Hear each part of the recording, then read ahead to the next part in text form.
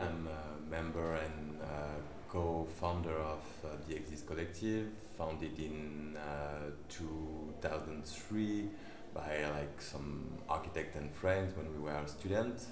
And then Gonzague Lacombe, which is with me today, joined us 1 year later in 2004. And then we created from Exyzt, the Exyzt collective, which is now about 20 people that are working together and separately in different fields of art, architecture, and graphic design mainly. And as we were sharing a space, we know more in different places, but still acting together and participating in collective actions in Europe. And the particularity of the collective Exyzt is to be involved in urban space and to create social and art space inside the city. Architecture is related to social action in our work, I think, because of the situation that we are chosen, and particularly the one that are in the urban realm, like in the city. And some are the way that we try and error test architecture, like the trial and error process is the way to play the architecture more than just producing space, actually. What else? I think we talk about social architecture in the way of architecture. It's made by people. So in the beginning of a project, we have a sketch of the project, and after it's a work in progress. And in that way, I think it's involve people and involve different arts in the project. So we will progress all the time in the project, and its relation with the city, the people, the language, and different things inside the urban city. So in that way, it's life architecture. It's just growing and growing, like a plant, but not like a normal building. Especially because by our time we have some tools like the Google Earth, and you can really see now the development of the urbanization on Earth. And so this is like the global phenomenon. And then some historical example are the fact that social connections and are connected to the fact of building the city together.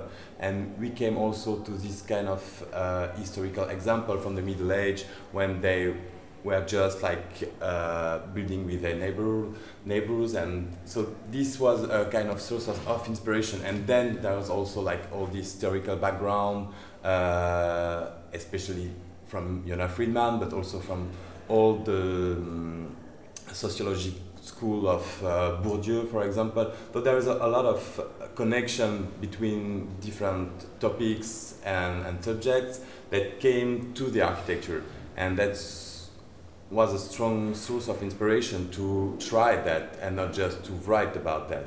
And this was our main point when we decided to make this final degree in architecture together with François Wünschel, Pierre Schneider, Gilles Burban, and Nicolas Eninger, who will join us today. And this was, okay, we have seen all these theories, but are they really effective? And why not trying that? Actually, it was the main. Mm-hmm. And in fact, it was really attracting people. I mean, they were trapped in the game and really enjoying the game. And it's really more. It's easier in the city than in a museum, for example. And that's the limit of our proposition somehow, because we see that without any money and by being in the city, you can find anything you want. You try the same with students in a museum, and then the gates are closed, and the interaction with the city is really much more difficult. And that what's happening to us somehow, because we start as a really naive student somehow. And now, as the work starts to interest people, we are invited in different situations, and that's what also tricky with our work, because when you do the same proposal in a museum, it's not the same that you do it as a student in the street. So that's the question, being institutionalized at the same time than trying to continue to develop the proposition. I mean, the role of the architect is certainly really reduced in our contemporary world. Like in France, it's 5% of all the building projects that are done by architects. So it's like we miss somehow our point. And what was interesting in the Yona Friedman ideas, that was we were all supposed to be architects, and maybe architect has to make new propositions for the city to help people to enjoy their space. And I remember a really old lady tell me, I really know the name of my doctor, but I don't know the name of my architect, and I really would like to talk with him. So this is somehow one of the biggest question of the consummation society, that we produce space more and more that are added value, but at the same time we not create this relation and this really intimate relation between space and people, and that's what we are coming from, and I suppose that's something we should look for. And relating to the other question, that is like the institutionalization of the Exyzt collective work, that's what we have to face. Of like, we start, like, as I told, with a really naive and voluntary position, and now each of us develop within the collective his field of sensitivity more and more, and it's creating a lot of different situation and possibility of work. And so we try to come back sometimes at some really engaged works, and then we all of us doing some commercial work on the side. And by getting old, we try to join both sensitivity to the same point. That is not completely easy. I'm more a graphic activist, not graphic designer in the way of communication, because sometimes my intervention in Collective Exyzt is not only the graphic, but it's to work in the space, to work with the volume, to work with the story, to work with people. So sometimes it could be just to design a T-shirt for all the people, because we need to have presence and to be to have something creative on clothes, and sometimes it's just to paint the floor, and sometimes it's just to build some chair and table. And so the graphic is very large things, and the architect is a graphic volume designer too. So in that way it's very interesting to work together, because we have a lot of influences together. I can talk with Philippe about scaffolding, and he can talk to me about colors, and in that way we are very we have a lot of influences together, and we are a group of friends, and in that way we can talk, and sometimes Philippe can say I don't like this, and me I said I don't like what you do, and then we can have a work in progress.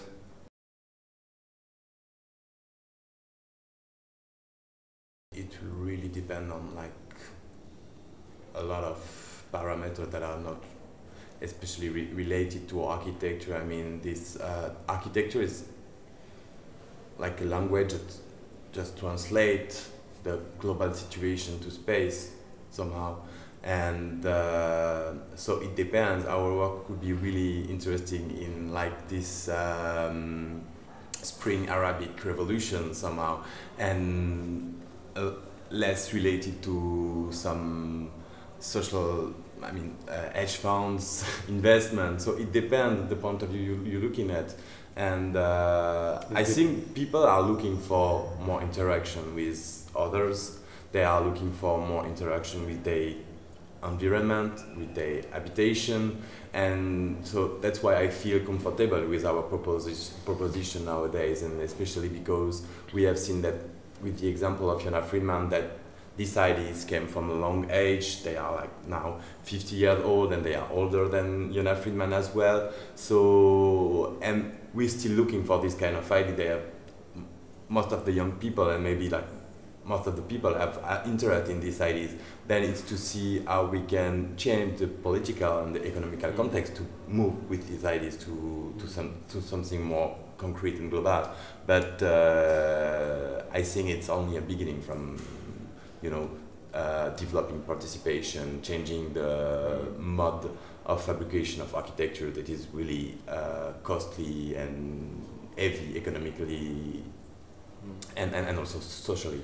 Because if you need to buy, I don't know, a complete lot of earth to transform it, and you need to remove all the population from that space to redo some new project, I think we miss something. We miss like, and we do not respect the social life of people that are living there. We do not respect space because we don't use it to time to get all the space that we need, and then we do not respect money because we use a lot of as more money to finance a project than to build it. So that's really costly in fact, and so that's some point that clearly indicates that we need some change. But then I think it's about politics, because if you have this is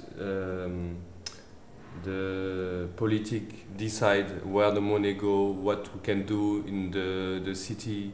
So in the beginning it's about communication and relation with politics, and try to go in the way of creating some things, and ask the territory, ask the people, so if the political is don't want to understand what we do, like in Exyzt or experimental architecture in the city, if they don't want to understand, we can do anything, because we need them to develop things in the city and to have the money to develop things.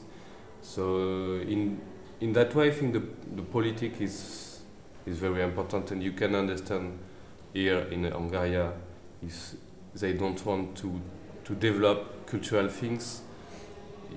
You haven't money, and you can do and you can develop experimental things, because for them it's not interesting, and it's not directly coming back to their politics. I mean, the architecture pretend to save life, pretend to change life, pretend many things. And I mean, the only architecture that happens is the architecture that finds its right context, at least political, sociologic,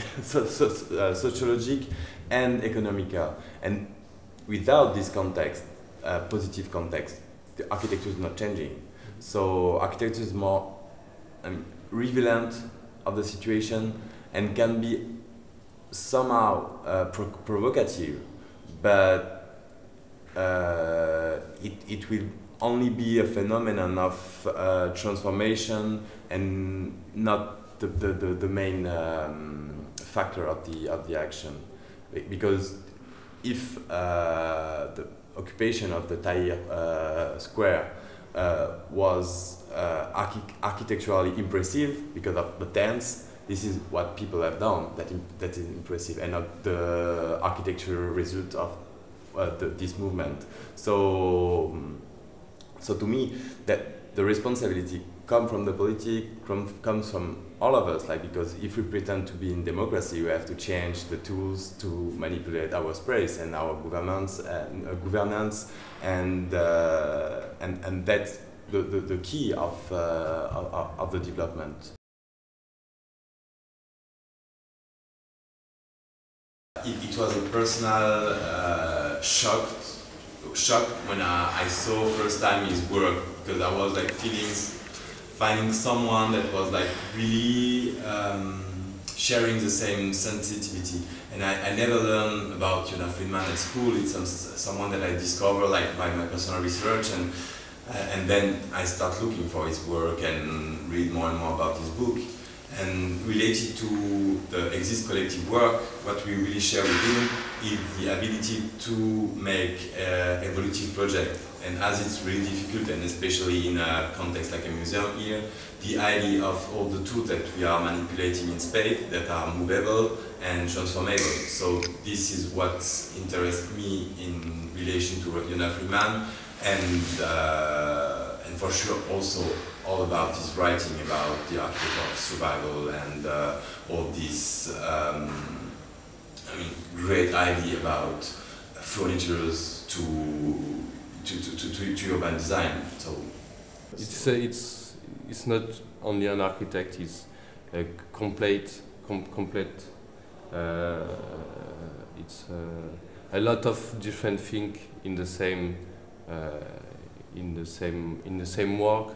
So this is very interesting to understand what he do and to develop things and to continue this idea.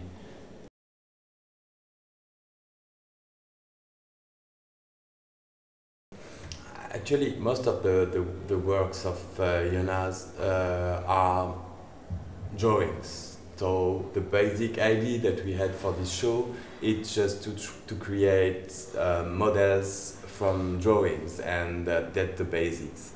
And then from this translation from drawings to models, we just change the scales.